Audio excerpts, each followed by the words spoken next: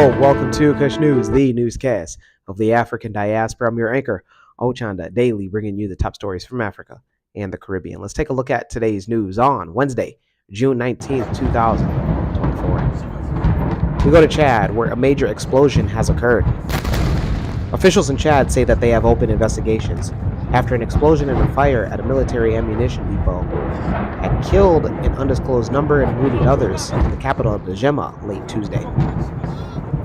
Chad State TV reported that President Idris Deby had ordered the mobilization of firefighters and military to assure the safety of civilians after the sounds of explosions had scared residents from a nearby neighborhood.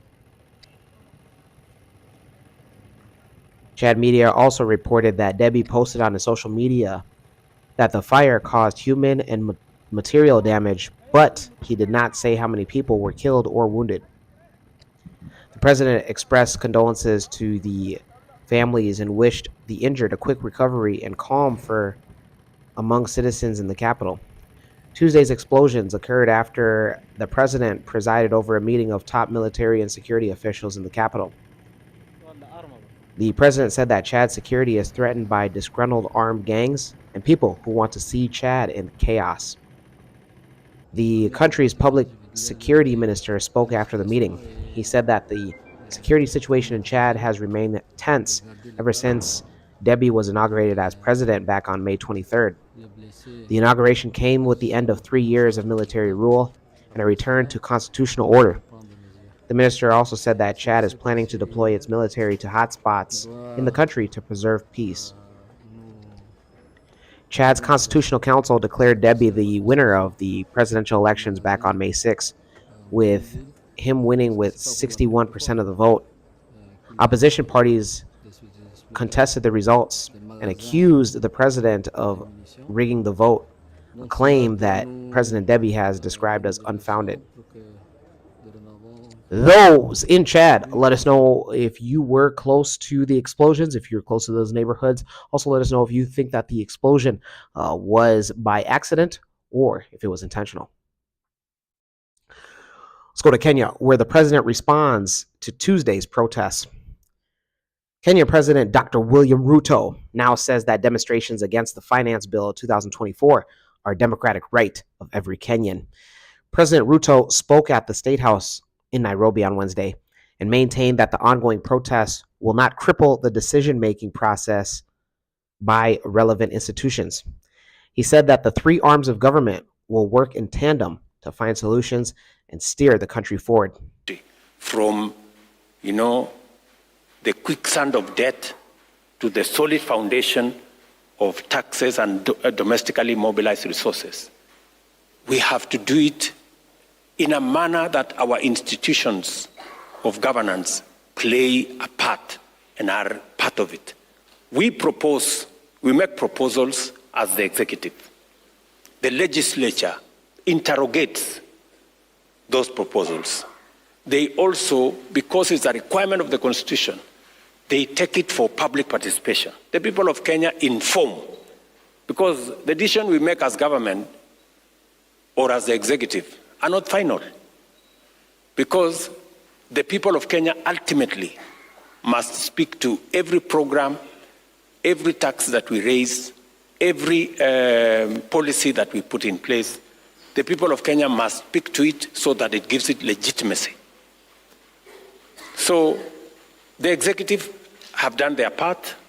We have proposed where we think the country should go. The legislators have interrogated it. They have subjected it to public participation.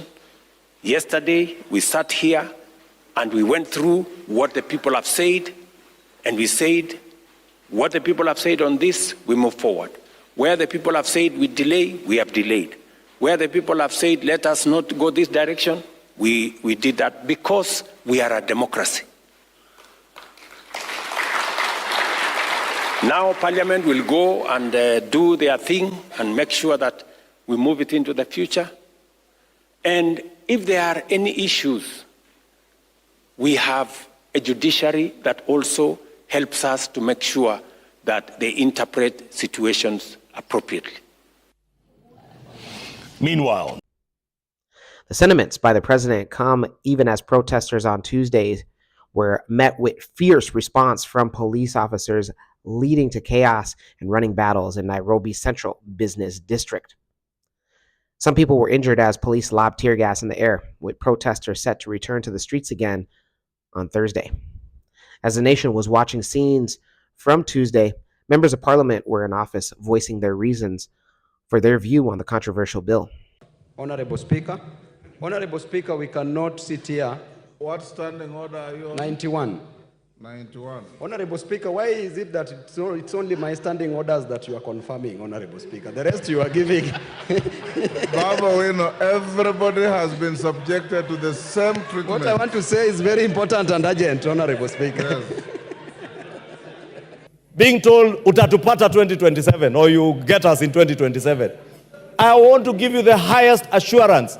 What the people of Kenya will judge you against is whether or not you are able to deliver on the promises and the pledges you made to them on delivery of services. It shall not be possible to deliver services, to build roads, to build schools without generating revenue for the country, Honorable Speaker. We cannot be a country that lives on debt, Honorable Speaker. Mr. Speaker, if you are taxing digital content, Mr. Speaker, this girl has gone to town. I can tell you after this, Rachel Nyamai, myself and others will be on TikTok. The girls will be imitating us on TikTok.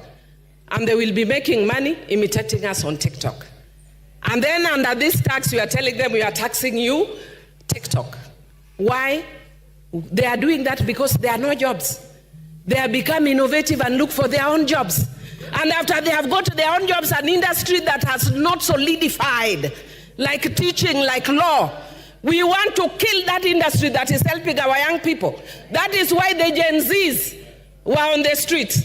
And Mr. Speaker, I'm so thrilled that I was shown a photo of a young girl who looks like me, and some people were saying, Millie, we can see you are here now, you can retire.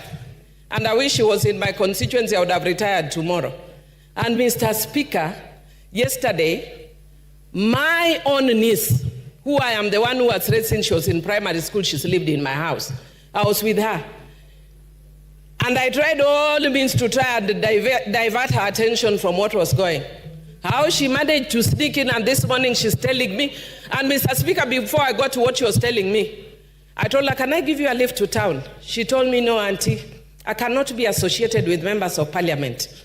Your generation, you have messed this country.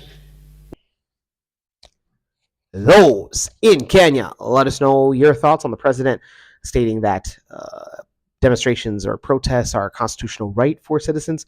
Also, let us know where you stand with the controversial 2024 finance bill. We go to South Africa, where Ramaphosa is sworn in for a second time. South Africa's President Cyril Ramaphosa was sworn into office for a second term on Wednesday after a tedious last month election. Ramaphosa received a 21-gun salute, military flybys, and a parade of honor. He secured his position after garnering majority votes among members of parliament allied to the African National Congress and the Democratic Alliance. This was the first time that the ANC failed to secure the majority seat, while other parties like Jacob Zuma's MK and Julius Malema's EFF strengthened their numbers. Ramaphosa won accordingly in parliament against a surprise candidate who also got nominated. That nominee, Julius Malema, of the Economic Freedom Fighters. Ramaphosa received 283 votes to Malema's 44 in a 400-member House. South Africa has been undergoing pressing problems that include some of the world's highest level of unemployment, inequality, and violent crime. The ANC had ruled South Africa with a comfortable majority since the end of apartheid system back in 1994. But it's lost its 30-year majority in the national elections back on May 29th, a turning point for the country. The vote was held against the backdrop of a widespread discontent from South African citizens over the high levels of poverty, inequality, and unemployment.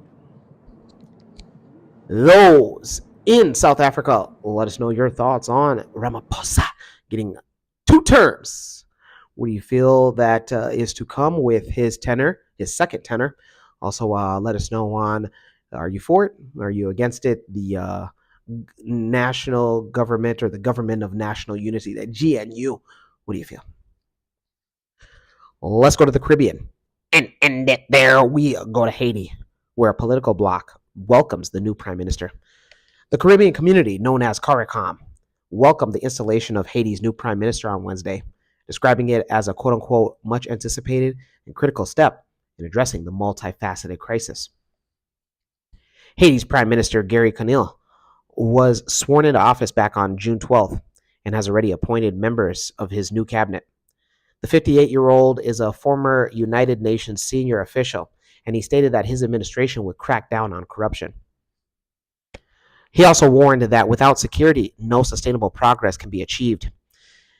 In the CARICOM statement, the 15-country member regional group noted that his installation would facilitate the transition through free and fair elections towards a return to constitutional governance.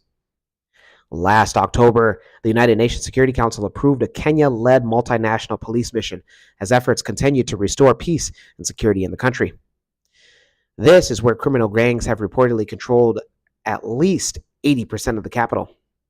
The Bahamas, Bangladesh, Barbados, Belize, Benin, Chad, Jamaica have officially notified the Secretary General of CARICOM to intent their contribution of personnel to support the mission as well. Kenya's President Dr. William Ruto has said that the deployment of his police will likely start within the next few weeks. Those in Haiti, let us know your thoughts on CARICOM welcoming your guys' new prime minister. Also, let us know on where you stand. Do you feel comfortable with this new prime minister? I mean, he was prime minister before, I believe, back from 2011 to 2012, I believe. Correct me if I'm wrong in the comments. When we come back, we'll have today's African proverb of the day. Don't go anywhere.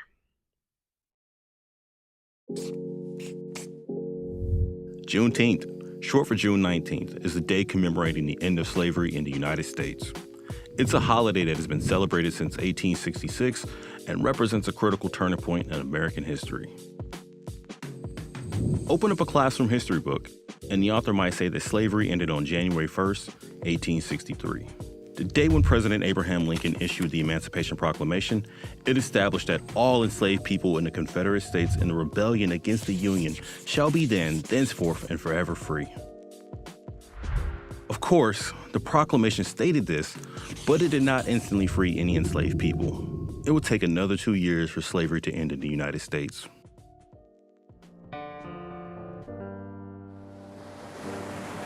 In Texas, slavery continued uninterrupted during the Civil War. The state wasn't involved in large-scale battles, and there wasn't a real presence of Union troops. 2 months after the war came to a close, U.S. General Gordon Granger arrived on Texas soil and read General Order No. 3. The people of Texas are informed that, in accordance with a proclamation from the Executive of the United States, all slaves are free. Granger's arrival marked the freedom for 250,000 enslaved people in the state. Although emancipation didn't happen overnight, celebrations broke out among newly freed Black people. Juneteenth was born. The following year, freed people in Texas organized the first of what became the annual celebration of Jubilee Day on June 19th.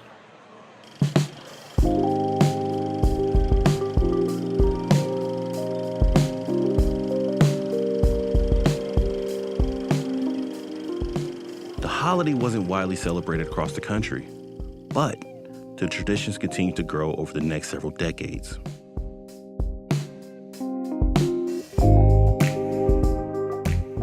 By 1979, Texas became the first state to make Juneteenth an official holiday. Finally, in June 2021, Congress passed a resolution establishing Juneteenth as a national holiday. And now we take you live to the East Room of the White House, where President Biden is going to sign the law making Juneteenth a national holiday. All right. Juneteenth marks a date of major significance in American history.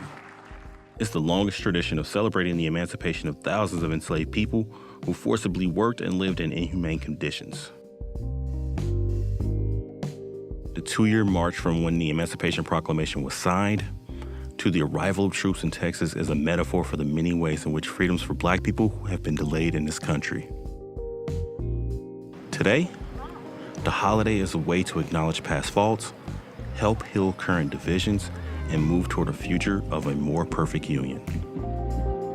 Welcome back. Let's take a look at today's African proverb of the day, and it comes to us from the Kamba. What's going on, Kamba? And it reads, whatever insult you hurl at me cannot be inscribed in my back. Once again, whatever insult you hurl at me cannot be inscribed in my back. Kamba proverb. Yeah. What you say about me can't stick, huh? What this proverb is referencing is that projections, you should not, and projections don't have to describe you or describe what it is that you do. For instance, if somebody just says that, you are just a mechanic, there's no way that you know anything about law. That doesn't mean anything. That's their perception, and that's their projection. Just because you're a mechanic, that doesn't mean that you can't be studied with law. The same thing for somebody that's maybe a nail tech, or my ladies in my Mercedes. If you're a nail tech, that doesn't mean that you don't know anything about the medical field. Or even better, that doesn't mean that you don't know anything about geothermal nuclear. Look at me. Do I even know? So projections, don't let projections get the best of you, because at the end of the day, it's what other people are saying. Get the voices out of your head. Let me know your interpretation of today's African proverb of the day, as well as your thoughts, views, questions, comments, and concerns on the top stories. Don't forget to hit that like button. Make it your best friend. For Kush News on Kush Convos TV. I'm Ochanda. We'll see you soon.